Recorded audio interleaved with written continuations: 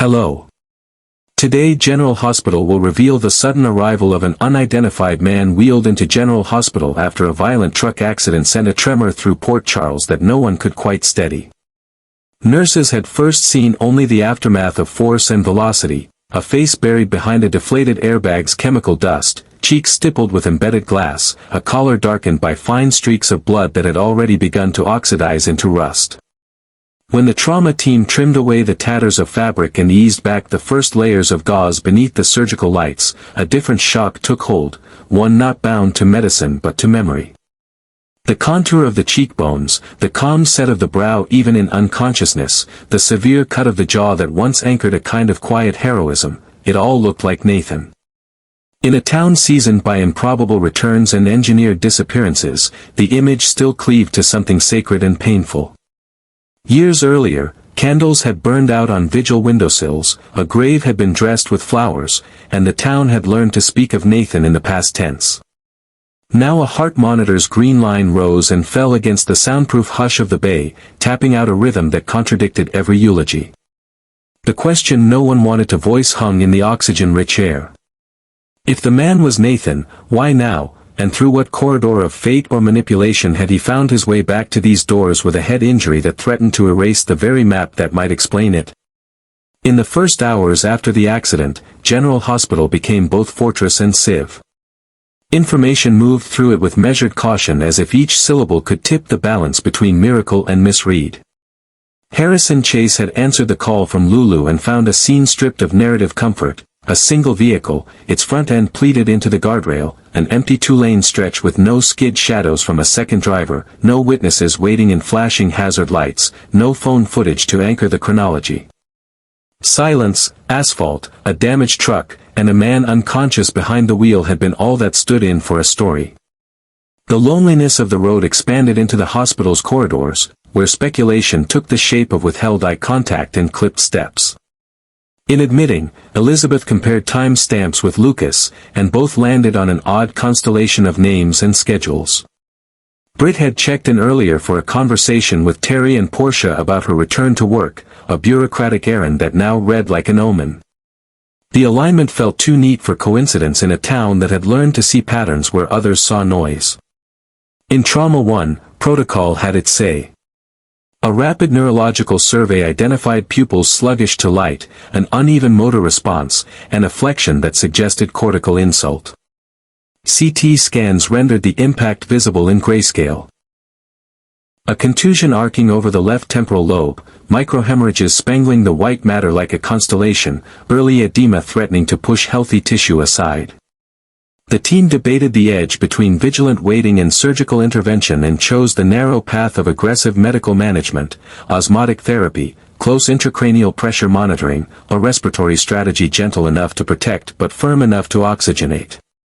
A second scan would come after the swelling declared its intentions. Until then, they would manage the numbers and resist the primal urge to fix what time and chemistry might resolve. Beneath the science pressed the human need to know who lay on the table. Identification bracelets meant little. The face meant everything. Anna saw the face and felt the past push its way to the front of the line as if given priority triage. On paper, Nathan's death had been resolved with the bureaucracy of grief, official reports, cause of death secondary to complications from a gunshot wound, rites performed, closure demanded. But the paper trail had never soothed the finer nerve endings of a mind trained to hold room for the improbable. The synchronized timing, Britt's re-entry into life, this man's arrival out of nowhere, the faint scent of method threaded through accident, switched on the alarm systems Anna trusted most. Faison's name did not need to be spoken for his legacy to stain the air. His was not simply a history of crimes but an architecture of contingencies, a habit of leaving behind devices that continued to work long after his shadow left the wall. If this was Nathan, then either death had been staged with surgical cruelty, or life had been preserved with an equally ruthless purpose. Either answer brought them back to the same doorway, a place where ethics buckled under the weight of obsession. By evening, the man's vital signs settled into a precarious plateau. A cooling blanket whispered across his chest, monitors wrote their restless poetry, and the staff's movements grew deliberate, as if every step could jostle loose a fragment of truth. In a small conference room, Elizabeth updated Lucas on neurologic indicators and discussed how long a post-traumatic amnestic fog might last if the patient awoke. Memory, she reminded, is not a vault but a network. Damage in one corridor can dim an entire district. People who suffer temporal injuries often lose the immediate past while retaining older narratives intact, which becomes a particular kind of torment when the most critical answers live in the missing hours, days, or years. The idea that he might surface without names, dates, or the line that connects yesterday to today spread through the meeting like a second diagnosis, survivable, manageable, but devastating in ways that transcend procedure. Outside, the accident scene yielded little new data. The truck's onboard diagnostics placed the speed below reckless, tire wear looked unremarkable, and the angle of impact suggested a sudden loss of control, not a contest with another vehicle. Chase considered the ugly simplicity of one-car crashes, fatigue, a brief seizure, a faint, a mechanical failure, and could not shake the feeling of a guided hand. No dashcam, no convenience store security camera, no random cyclist's helmet footage offered a witness. The neatness felt designed. In the absence of counterfactuals, the working theory hardened around the possibility that what looked like noise had been engineered to look like noise, the most refined camouflage of all. The second day dawned with the ordinary beauty of Port Charles pretending not to care about hospital corridors. In neuro ICU, the swelling had receded a fraction, enough to lighten sedation and test the gray matter's appetite for consciousness. The man stirred the way people sometimes do after long internal journeys, first a shift below the surface, then a breath that chose its own depth, then a slow ascent to the thin light at the top of the water. When his eyes opened, the room rearranged itself around the fact. Recognition did not flood back in the crisp way fiction promises, instead it frayed at the edges with the uncertainty of someone seeing a place he should know as if through a window fogged by his own breath. He tracked the movement of the ventilator tubing, the shimmer of disinfectant on steel, the bright geometry of the ECG. He flinched, not from pain, but from a sensation without words. In that flinch, the staff read the first sentence of the new chapter: the brain was awake, but its librarian had lost the index. The clinicians began the delicate rituals of cognitive examination, not with interrogation but with scaffolding. They offered orientation anchors, month, season, the feel of a weekday, and waited to see what the injured mind could grab. He reached out internally and found a handful of textures instead of facts: the muscle memory of lacing boots, the weight of a badge clipped to a belt, the kinesthetic certainty of wrapping an injured wrist with practiced care. Images rushed like birds startled from a hedge, frost flashing on a windshield at dawn, the sharp scent of gun oil, the polished floors of a precinct hallway, a woman's laughter tucked into a winter afternoon. Each image glowed for a beat and then receded, refusing to identify itself. The medical team took note of what neurologists and detectives both understand: the content of the fragments and the order in which they appear often betray the story beneath the story. Word of the awakening moved along a private current. In the waiting area that grief had once turned into a chapel, Liesel measured the distance between hope and punishment with the precision of someone who has practiced both. Britt stood with the posture of a person who has already died once and crawled out of the grave by force of will and love. Neither woman needed language to feel the tectonic plates grinding beneath their feet. If this was Nathan, then years of mourning would have to be undone in a matter of minutes, a cruelty almost equal to the original loss. If it was not, then the town had been handed a mask shaped like a son and a brother and asked to wear it until the seams cut skin. The only certainty was that the next truth would hurt. As the day wore on, the patient drifted through the liminal real estate between confusion and coherence. Memory does not return in straight lines, it spirals, it loops, it lands on eras out of sequence. A smell from the hallway shook loose an image of damp earth, a beeping infusion pump unlocked a memory of ambulances stacked nose to tail under a hospital canopy years ago, and the soft scrape of a shoe on the floor sent a tremor of recognition through his hands. He could not yet pin down his last name, but he could feel the moral weight of decisions made under pressure. He could not describe the accident, but his heart rate spiked at the sight of a stylized mark scrawled in the top corner of a chart, an innocuous logo that meant nothing to anyone else and everything to whatever dark project had braided itself through his life. The monitor's alarm tone settled, the staff wrote notes, and the invisible ledger of clues thickened. Anna approached the bedside with the patience born of 1,000 interviews and the gentleness reserved for the rare ones that matter more than justice. She did not push, because pushing makes minds shut doors. She provided rails the injured could hold while they tried to stand, simple facts about the hospital, about the town, about the seasons that had turned since he'd last walked these halls. She offered him the quiet dignity of silence, and in that quiet, the first coherent strand slid back into place. He remembered a night carved out of sirens and sodium vapor, a shot that shook the world off its axis, the sudden cold that enters a room when a life chooses whether to leave. He remembered voices layered with urgency, then a different room that smelled like nothing, a place where time loosened its grip and everything that made him human was catalogued and rearranged by hands that did not care. The sequence did not yet deliver names or addresses, but it delivered shape, and shape is the soul of truth. Wordlessly, the hospital adjusted to a new reality that was not yet public. Security rerouted foot traffic. Records were quarantined behind layers of administrative need-to-know. A parallel process began, led by Anna but fed by many hands, to test the boundaries of coincidence. Financial crawls searched for shell grants laundered through academic consortia. Logistics traced unregistered medical device shipments that had fluttered in and out of inventory like birds through an open window. Research audits flagged trials with conspicuously incomplete participant lists and protocols that flirted with the philosophical edge of what medicine is allowed to do to a person in the name of saving them. Names surfaced in the undertow: Jen Sidwell, whose genius was never quite matched by his restraint, and Hank Dalton, whose lectures on neuroplasticity had always sounded a degree too interested in obedience. Their paper trails converged in the gray bands of time after Nathan's supposed death, the very window in which the man in the bed remembered rooms without clocks. On the third morning, the dam did not break so much as it admitted a trickle with the density of confession. The man recognized the way the sun entered the ICU at an oblique angle that only happened in late September. He recognized the silhouette of a nurse he had once thanked after a brutal double shift. He recognized the tremor in his own hands as the one that follows adrenaline, not fear. A name rose like a relic from silt, and then another, and then a sequence of events that explained nothing and everything at once.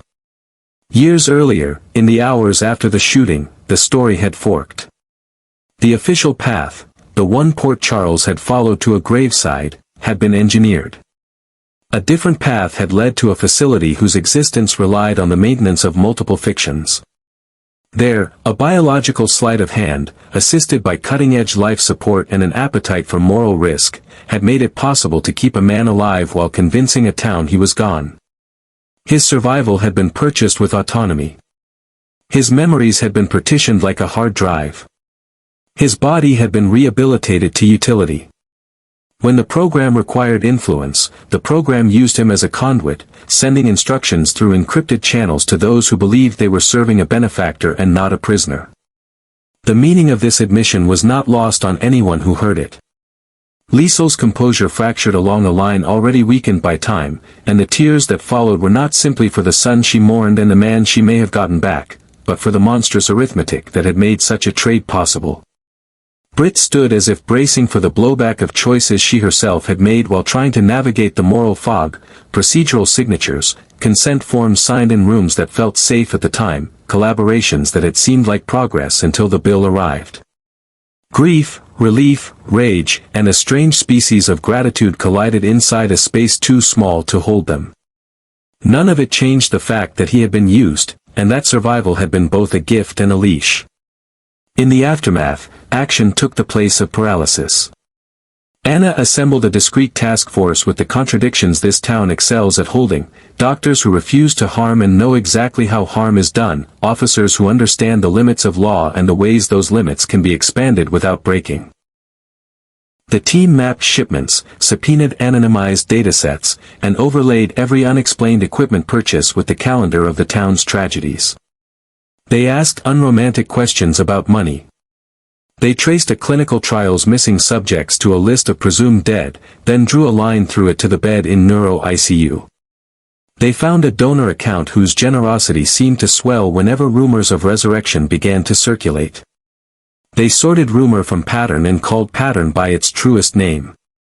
Inside the hospital, healing resumed on its parallel track, where bodies keep their own counsel. Physical therapy woke dormant pathways and coaxed balance back into muscles that had learned a sinister obedience to someone else's schedule.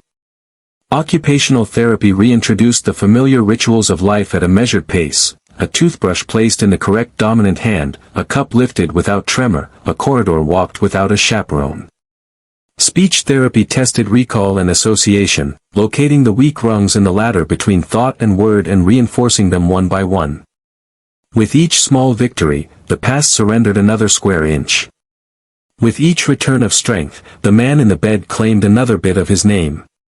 The town adapted, as towns do. The first whispers traveled through people who considered gossip a civic duty. The second wave moved through those who know when to keep faith with silence. Some residents lit candles again, this time not for grief but for guidance. Others prayed in their own way that the ledger of the town's sins and graces would balance in the right direction when all was finally revealed. The hospital, which has always functioned as both refuge and battlefield, braced for the moment when private truth would have to meet public hunger. Policies were written. Statements were drafted and then deleted. A door at the end of a hall was posted with a guard who understood the sacredness of fatigue. When the broader arc of truth finally settled into place, it did so with the unshowy finality of a gavel that need not be slammed. Nathan's death had been staged with a sophistication that insulted both grief and science. His survival had been achieved, then monetized, then wielded. The accident that had brought him back had not been part of the design. It had been the stumble that exposes choreography, the tear in the velvet that lets the daylight in. Whatever vestigial programming had remained fractured under the blunt instrument of physics, and in the fracture, the person re-emerged. No villain had confessed from a catwalk. No clock counted down on a wall. There was only the insistence of a human life refusing to be reduced to project milestones and quarterly reports. In the days that followed, the town did what it always does when faced with the untenable. It built a scaffolding of care around those most affected. Liesel and Britt drafted statements that were less about explanation than acknowledgement. Elizabeth and Lucas presented their clinical summaries in language that refused melodrama. Terry and Portia mapped the rest of Nathan's care with the quiet competence of people who understand that recovery is a long arithmetic problem, not a miracle. Chase closed the file on an accident with no second vehicle and opened another on a conspiracy that had used roads and rooms like chess squares. Lulu drove the route of the crash twice more and listened for what the asphalt might tell her now that she knew what to ask. When Nathan took his first careful steps beyond the ICU, the building itself seemed to exhale. It had held him in a tinier space than any human should have to live in, and now it opened its corridors like arms. He moved as a man whose body had relearned ownership, wary, deliberate, but unmistakably self-directed. The wall of windows looked out over a town that had stretched to hold the impossible for him twice. He paused there without ceremony and stood not as a symbol but as a person with work ahead, rehabilitation measured in stairwells and not headlines, accountability measured in testimonies and not rage, love measured in daily recurrence and not epiphany. The facts of what had been done to him could not be undone, but they could be named, and naming has always been the first act of repair. Port Charles will spend months, perhaps years, unwinding the legal, financial, and ethical threads of what was revealed in those sterile rooms. Names like Sidwell and Dalton will move from the footnotes of scholarly journals to the front pages of indictments. There will be hearings where science will be made to answer questions it would prefer to recast as philosophy. There will be disclosures that reframe older tragedies and force second funerals of a different sort, the burial of official narratives that never deserved to live. Through it all, one truth has already proven itself stronger than any institution's capacity for harm. The human heart, even when mapped, even when quantified, even when temporarily coerced, returns to itself when given the smallest chance. The accident tore the mask. The hospital held the line. The town, bruised as ever, remembered that it knows how to stand vigil not only for the dying, but for the living who are fighting their way back. And so the story continues in a quieter register than the way it began.